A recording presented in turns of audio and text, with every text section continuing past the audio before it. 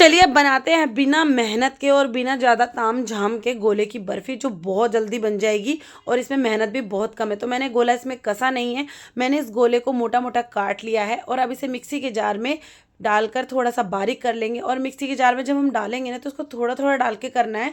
अगर आप ज़्यादा डालेंगे तो वो पीसेगा नहीं और आपका ब्लेड भी टूट सकता है, इसलिए मैंने थोड़ा थोड़ा डाल के इसको पीस लिया है। उसके बाद मेरे पास ना ये 2 कुंजे रखे थे, तो मैंने ये भी ले लिए। इसमें डालेंगे हम आधा गिलास पानी।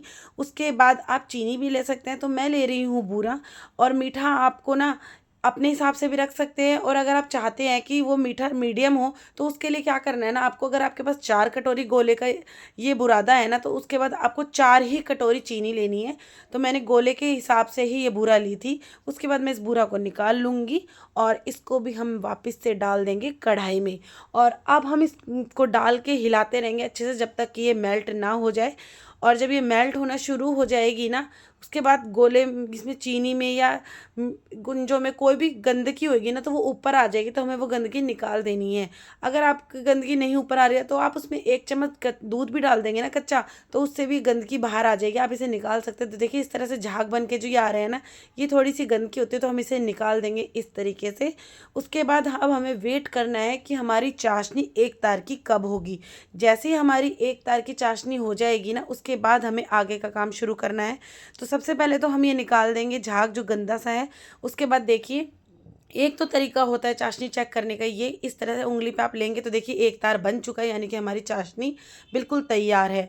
उसके बाद दूसरा तरीका ये है कि आप एक कटोरी में पानी लीजिए और इसमें आप थोड़ी सी चाशनी को इस तरह से डाल दीजिए। देखिए ये फैल गई है, बिल्कुल भी जेली जैसी नहीं बनी है, ना ये इकट्ठी हो रही है, इसका मतलब ये चाशनी अभी तैयार नहीं है।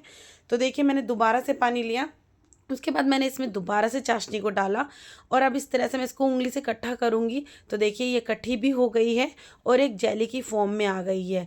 इसका मतलब इस टाइम पे अब हमारी चाशनी बनके बिल्कुल तैयार हो गई है।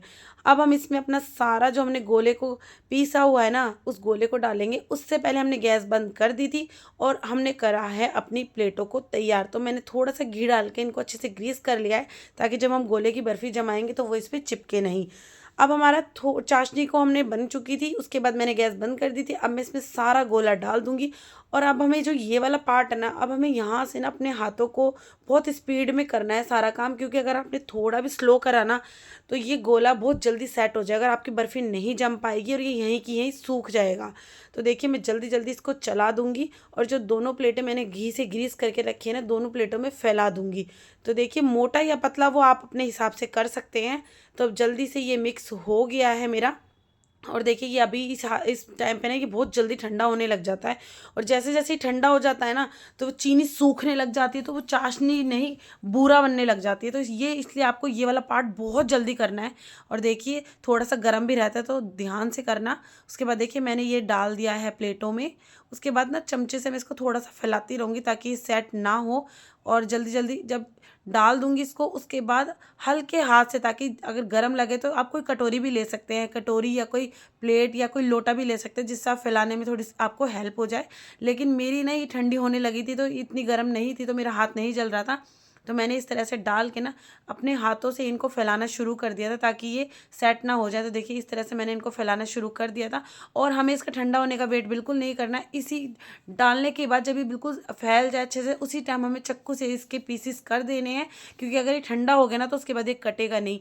और देखिए हमारी गोले की बर्फ़ी झटपट से बिना मेहनत के बन के तैयार होगी और सच में बहुत टेस्टी थी। क्योंकि कई लोग बाहर का मीठा नहीं खाते हैं, उनको थोड़ा ये रहता है कि पता नहीं कैसी बनी होगी, अन के हाथ तो नहीं है।